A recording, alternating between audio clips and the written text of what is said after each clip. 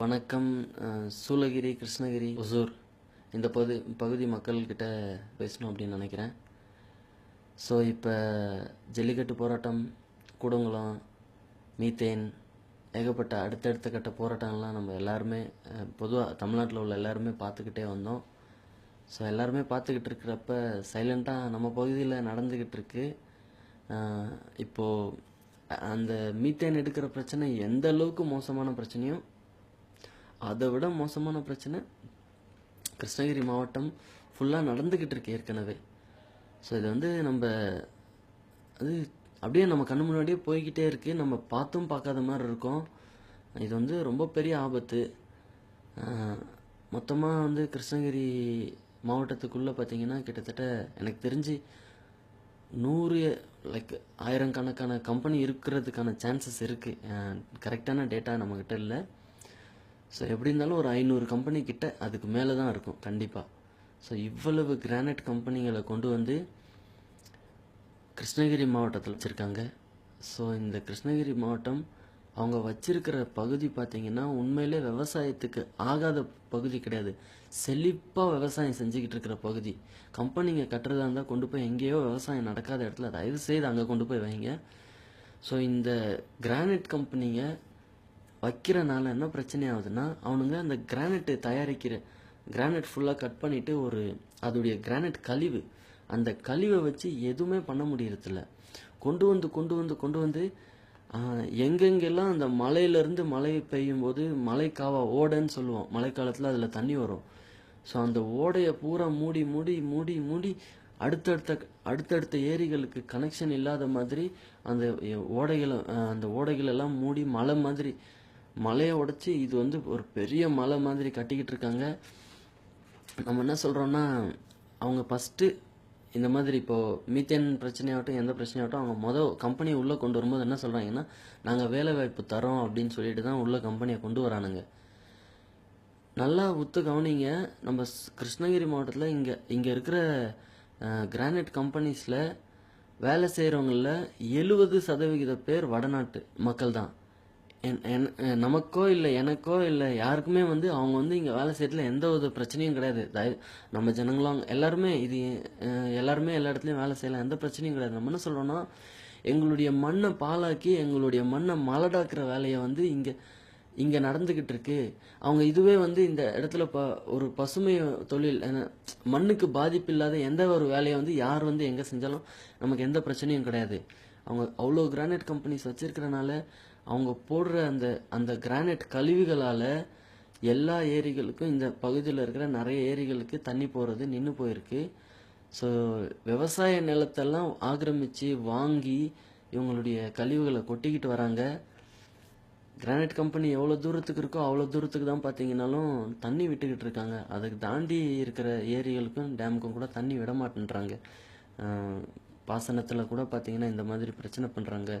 So முழுக்க அவங்களுக்காகவே வேலை செய்தோ இந்த அரசாங்கம் அப்படின்ற கேள்வி எழுது நம்ம மத்தியில். ஸோ இந்த கிரானைட் கம்பெனிங்க பார்த்தீங்கன்னா கிட்டத்தட்ட 1000 அடிக்கும் மேலே போர் போட்டு மொத்த தண்ணியும் உறிஞ்சி எடுத்து இவங்க வந்து இவங்களுடைய வேலையை செஞ்சுக்கிட்டு இருக்காங்க. இதனால் மொத்த மண்ணும் இவங்க கொட்டுற கழிவுனால இந்த மொத்த மண்ணும் வந்து எதுக்குமே பயன்படாத மாதிரி கழிவு தான் அதுலேருந்து வெளியே வருது. அந்த கழிவை எடுத்து ஏதாவது பண்ணுறதுக்கான வழி எதுவுமே அவங்கக்கிட்ட இல்லை. ஸோ மொத்தமாக எங்கே பார்த்தீங்கன்னாலும் இது பண்ணிக்கிட்டு வராங்க. சாணமாவு வனப்பகுதி கூகுள்லேயே டைப் பண்ணி பாருங்கள், சாணமாவு ரிசர்வ்டு ஃபாரஸ்ட் அப்படின்னு போட்டிருக்கானுங்க. ஆனால் அந்த ஃபாரஸ்ட்டுக்கு சென்டரில் வந்து ஒரு பெரிய மலையை வந்து அப்படியே குடஞ்சி எடுத்துக்கிட்டு இருக்கானுங்க. சும்மாவே யானை அட்டகாசம்னு சொல்லிட்டு இருக்கானுங்க. ஆனால் இவனுங்க தான் காட்டுக்குள்ளே போயிட்டு அட்டகாசம் பண்ணிகிட்டு இருக்காங்க. சாணமாவும் அப்புறம் செட்டிப்பள்ளியும் ரிசர்வ்டு ஃபாரஸ்ட் அப்படின்னு சொல்கிறாங்க. 2 இடத்துலையும் பார்த்தீங்கன்னா உள்ளே இருக்கிற மலைகளை வந்து ரொம்ப மோசமான அளவுக்கு குடஞ்சி எடுத்துக்கிட்டு இருக்காங்க. ஸோ இதனால் அங்கே இருக்கிற உயிரினங்கள்லேருந்து எல்லாத்துக்குமே வந்து ஒரு பெரிய அளவுக்கு பாதிப்பு இருக்குது. இதில் அரபு நாடுகளில் பார்த்தீங்கன்னா மழை பெய்ய மாட்டேங்குது அப்படின்னு சொல்லிட்டு அவனுங்க என்ன பண்ணிட்டுருக்காங்கன்னா, அவங்க வந்து செயற்கையாக வந்து மலையை கட்டி எழுப்பிக்கிட்டு இருக்காங்களாம். எதுக்குன்னா காற்றை தடுத்து குளுமை பண்ணி அதை வந்து அந்த இடத்துல மழை பொழியறதுக்காக. The United Arab Emirates wants to build a mountain to solve a drought because Why not? Clouds that can then be seeded for rain. The cloud seeding can have undesirable outcomes such as too much rainfall or none at all. Due to the rain shadow effect, an artificial mountain can inhibit rainfall on one side, causing that area to become more parched. ஆனால் நம்ம பகுதியில் ஏற்கனவே மலை இருக்கு.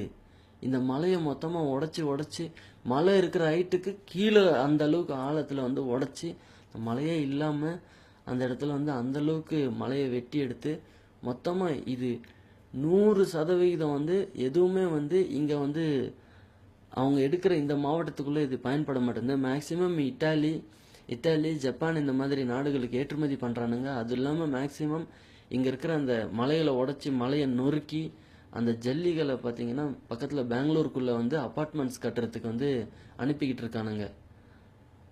So அவனுங்க உள்ளே போயிட்டு அங்கே இருக்கிற அங்கே அப்பார்ட்மெண்ட்ஸ் கட்டுறவனுங்க அங்கே இருக்கிற ஏரிகளை எல்லாம் மூடி அவனுங்க அப்பார்ட்மெண்ட்ஸ் கட்டிக்கிட்டு இருக்கானுங்க.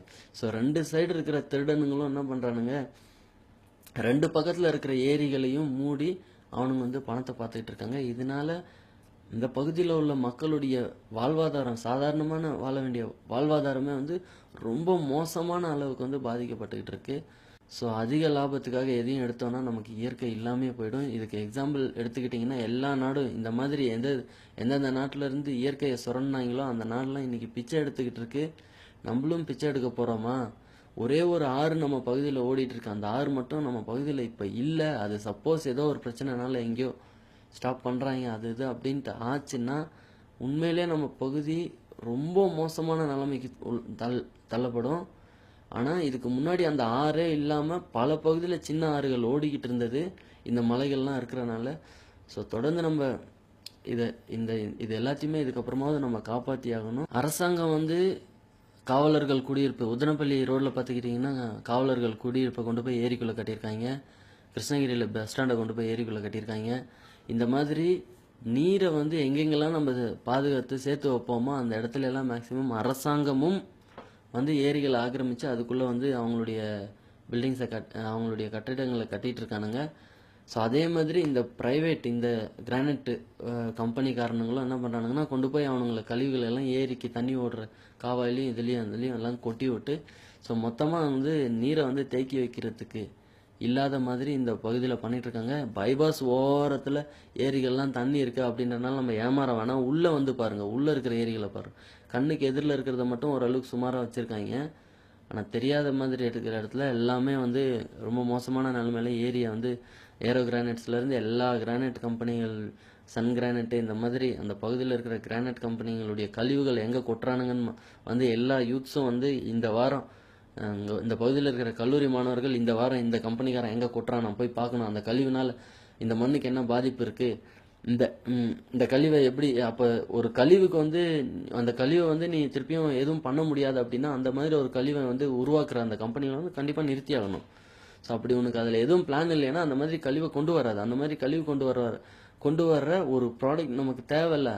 அந்த மாதிரி அந்த ப்ரொடக்ஷன் தேவை கிடையாது. சரிங்களா? தயவுசெய்து எல்லாருமே இது சீரியஸாக எடுத்துக்கோங்க. மீத்தேன் பிரச்சனை எந்த அளவுக்கு ரொம்பவும் மோசமானதோ அந்த அளவுக்கு இதுவும் ரொம்ப மோசமானது.